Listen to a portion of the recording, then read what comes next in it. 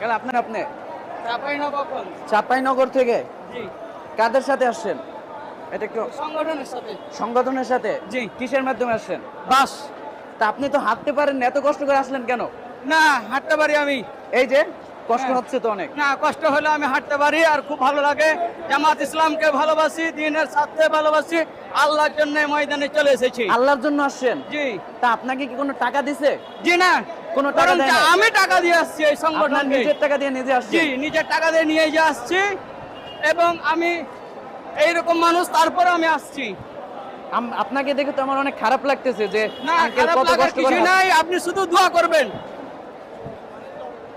আচ্ছা, জি। কতক্ষণ যাবত, মানে কত ঘন্টা লাগছে আপনার ওখান থেকে আসতে?